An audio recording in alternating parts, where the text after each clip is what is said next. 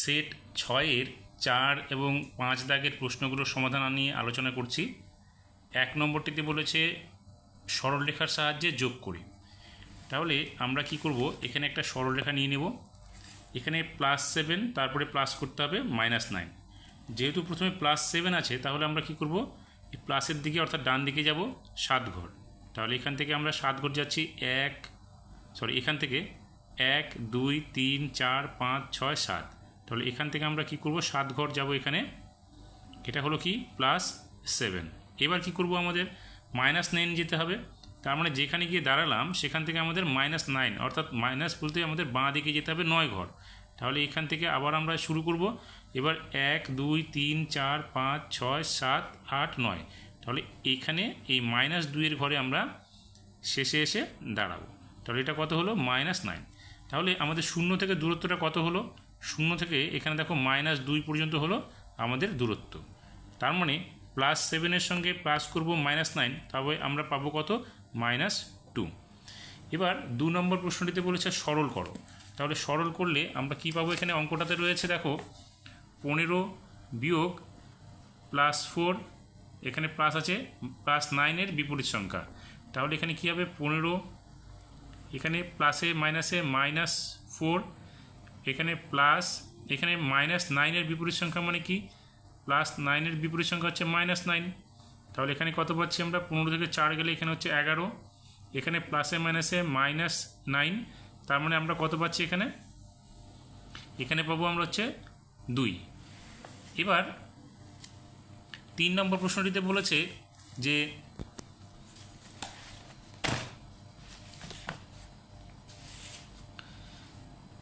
24টি কুলের মধ্যে 6টি কুল পচে গেছে, মোট কুলের শতকরা কত কুল পচে গেছে হিসাব করি। তাহলে কুল পচে গেছে 24টি কুলের মধ্যে 6টি, তার মানে কি 6/24 অংশ, এইটাকে আমাদের শতকরা নিয়ে আসতে হবে। তো শতকরা নিয়ে আসতে দেখো, এখানে 6 দিয়ে এটাকে কাটলে কত হচ্ছে, 1 উপরে নিচে 4, তার মানে কত হচ্ছে 1/4 অংশ। এই 1/4 অংশটাকে আমরা যদি শতকরা নিয়ে আসি, তাহলে কী হবে, 1/4 গুণ 100%। এবার 4 দিয়ে যদি আমরা 100কে কাটি, এখানে কত হবে 25, তার মানে 25% কুল পচে গেছে। এবার 4 নম্বরে বলেছে এখানে একটা চিত্র রয়েছে, এই চিত্র থেকে আমাদের বলতে হবে সরল রেখাংশ কোনটা এবং রশ্মি কোনটা। দেখো সরল রেখাংশ হচ্ছে আমাদের বিসি এবং সিডি। তাহলে এখানে আমরা লিখব বিসি, সিডি।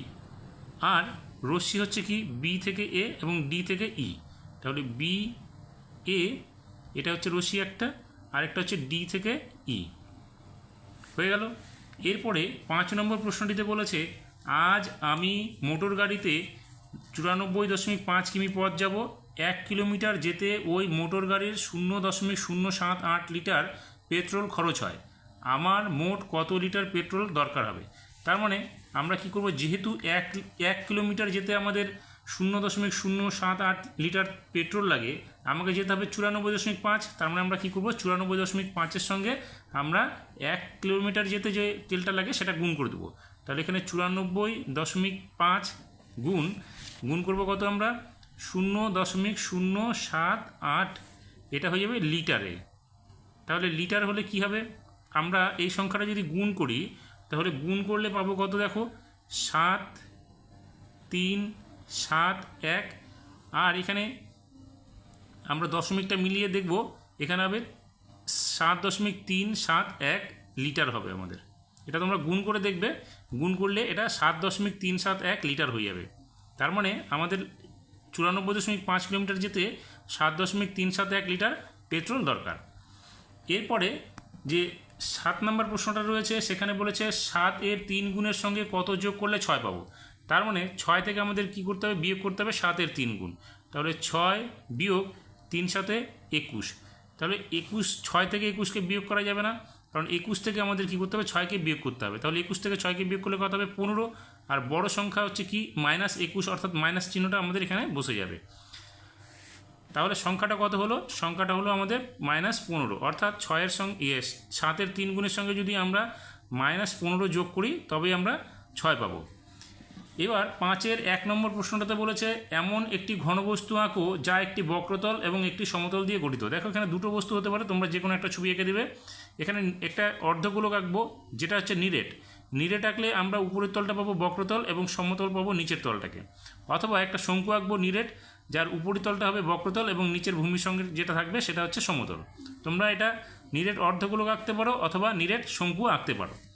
এরপরে 2 নম্বর প্রশ্নটা বলেছে সমবিন্দু সরলরেখার চিত্র অঙ্কন করো এবং সংজ্ঞা দাও। দেখো চিত্রটা হবে এইরকম, তার সংজ্ঞাটা আমরা আরও অনেক আগে আলোচনা করেছি। তাহলে এখানে সংজ্ঞাটা এইভাবে দিতে পারি আমরা, 2 বা 2-এর বেশি সরলরেখা যখন একটি বিন্দুকে ছেদ করে যাবে তখন তাকে আমরা বলবো সমবিন্দু সরলরেখা। তাহলে দেখো এখানে A B C D E F G H এখানে 4টি সরলরেখা ও বিন্দুকে ছেদ করেছে, অর্থাৎ ও বিন্দু দিয়ে সবাই অতিক্রম করেছে। তাহলে পরস্পরকে যেহেতু এরা ও বিন্দুতে একটি বিন্দুতে ছেদ করেছে, অতএব এখানে এই 4টি সরলরেখা হচ্ছে সমবিন্দু সরলরেখা। এবার 3 নম্বর প্রশ্নটিতে বলেছে পি কিউ ও আর এস দুটি পরস্পরছেদী সরলরেখা অঙ্কন করো যারা ও বিন্দুতে ছেদ করে। তাহলে পি কিউ আর এস এখানে এইভাবে ছবিটা আঁকবো যেখানে ও বিন্দুতে ছেদ করেছে।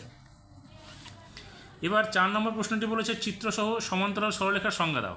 তাহলে সমান্তরাল সরলরেখার সংজ্ঞাটা আমরা কীভাবে দিব, একই সমতলে অবস্থিত 2 বা ততোধিক সরলরেখা পরস্পরকে ছেদ না করলে ওই সরলরেখাগুলিকে সমান্তরাল সরলরেখা বলে। এখানে এ বি এবং সি ডি দুটি সরলরেখা দেখানো হয়েছে, যেখানে এই সরলরেখা দুটি পরস্পরকে ছেদ করেনি, অতএব এ বি এবং সি ডি সরলরেখা দুটি পরস্পর সমান্তরাল। এরপরে 5 নম্বর প্রশ্নটাতে বলেছে সামান্য ভগ্নাংশে পরিণত করো। সংখ্যাটা হচ্ছে 10.162, যেখানে 6 এবং 2-এর উপর আবৃত আছে। তাহলে এখানে যেহেতু আবৃত রয়েছে, তাহলে দেখো এখানে দশমিকের পরে 3 ঘর আর আবৃত রয়েছে 2টি, তার মানে আমরা এখানে নিচে 2টি 9 পাবো এবং একটা 0 পাবো। এবার সংখ্যাটা দশমিক উঠে যাবে, আবৃত উঠে যাবে, তাহলে সংখ্যাটা কত হচ্ছে 10, 1, 6, 2। এবার তার থেকে আমাদের বিয়োগ করতে হবে কি, আবৃত বাদ দিয়ে যে বাকি 3টে সংখ্যা আছে বাঁ দিকে সেই সংখ্যাটা, অর্থাৎ 101। তাহলে বিয়োগ করলে আমরা কত পাবো, 2 থেকে 1 গেলে এখানে 1 হবে, 6 থেকে 0 গেলে এখানে 6 হবে, 1 থেকে 1 গেলে এখানে 0 হবে, আর একটা 0 এখানে এবং 1 নিচে হবে 9, 9, 0। এটাই হচ্ছে আমাদের সামান্য ভগ্নাংশ। এরপরে 6 নম্বর প্রশ্নটিতে বলেছে দশমিক সংখ্যার সাহায্যে মান বের করো। সেটা হচ্ছে 28.8কে ভাগ করতে হবে 1.28 দিয়ে। দেখো এখানে 28.8 অর্থাৎ এখানে দশমিকের জন্য আমরা 1 পাবো, দশমিকের ডান দিকে একটা ঘর আছে, অতএব একটা 0, দশমিকটা উঠে গেল, এখানে হচ্ছে 28 অর্থাৎ 288।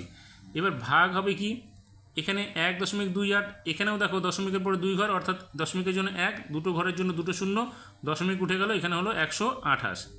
এখন সংখ্যাটা আমরা এখানে ভাগটা কী হবে, গুণ হয়ে যাবে, অর্থাৎ 288/10 গুণ হয়ে গিয়ে এটা উপরে চলে যাবে 100 আর নিচে চলে আসবে 128। 10-এর একটা 0, এখানে একটা 0 কেটে গেল। এখন আমরা এটাকে যদি 4 দিয়ে কাটি, তাহলে দেখো 3 4 12, এখানে হচ্ছে 4 দুগুণে 8, আর এটাকে যদি আমরা কাটি তাহলে হচ্ছে 4 7 28, 4 দুগুণে 8 অর্থাৎ 72। এবার 8 দিয়ে কাটলে এখানে হচ্ছে 4 8 32, এখানে হচ্ছে 9।